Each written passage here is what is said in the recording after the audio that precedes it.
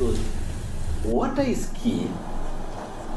70% of our bodies is water, yet you don't talk about it.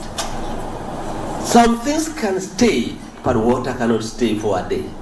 It's a fact. Water is disturbing all of us in terms of all the 7 SDGs, yet we have not given attention. We have also undervalued water to an extent that it is not part of our menu when it comes to budget, because it's so low, and anything which is undervalued is not given attention. Everybody here will tell you, if I ask you, how much do you pay for water? The first thing you say, you even don't know. You even don't know when you got your last bill, because it's not an issue. It is not something serious, because it's a small amount, some coins. The time we value water and we put it in the right, we position it well in our minds and in our investment, that is the time we can keep better attention to water in this country. Over the last 5 months, we face a serious drought. We lost 700 rivers out of 800 rivers. And if it was to continue, we would have lost all the 800 rivers. What does that tell you? Most of the rivers you know next to your homes are disappearing. And you have never asked yourself, what is happening? And therefore, the discussion on climate change is very important, because it is a very serious phenomenon which is hitting not only Kenya but just across the world. We need to give attention.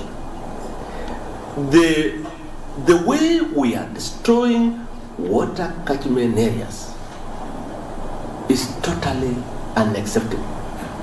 The way we are destroying the forest areas, the way we are destroying the riparian land is a red alert to your life. It is a threat to your life, because very soon there will be no water. We have a challenge now getting water for Nairobi, even though it is raining day and night. There is no enough water. We have not gotten the right quantities of water, because there are no water in the dams, because the Aberdare forest is totally devastated. Animals have been grazing in that forest, and the fabric of the forest, which I call it what holds water, has been destroyed. So when it rains, it doesn't hold water, and therefore there is no water coming to Nairobi. And that is a fact, and that is a threat. You need to ask yourself, for how long, as reasonable people, must we avoid this? This must stop. And very soon we are going to rain on anybody who has taken over riparian land, even in the village. And we are recommending specific trees, and to some extent we are even saying, can you even plant bananas along the river so that it's also food for your family? Or you plant bamboo trees along the rivers so that all our riparian land is protected. But that one requires a consolidated effort from all of us so that we can deliver on this item. Because very soon, there will be no water. If we really don't take care of the water catchment areas, and the directive by the president to plant 15 billion trees has come at the right time. We need to move with speed. And as Ministry of Water, we have planned to plant 250 million trees within the next 5 years to support this agenda. Within the same structure, all our waterworks and all the catchment areas and all the dams and anywhere where there is water and we have the mandate, we'll take charge and we'll inherit that particular land and plant trees.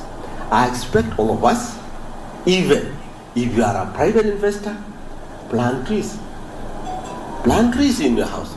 I also expect all of us, whenever you are using water in your house, check whether you are using the right quantity of water or you are excessively misusing water. Because a drop of water is a loss to a shilling. So we value every drop the way we value every coin invested in water. And I expect all of us to make sure that we do an assessment in the way we are utilizing water within our environment. And the way we can see water pipes running continuously, wastage of water, and there is no attention. I expect somebody to make noise in Kilifi County and say there is water being wasted. Can somebody keep attention? Somewhere in Mandera, see water, it's running water here. I'm aware it is now raining. A lot of water is running down to the sea, and very soon there will be no water. And that is what we've been watching. It's a paradox. We need to move from this. And that is why this plan to build dams in all those areas is to make sure that we facilitate and harvest as much water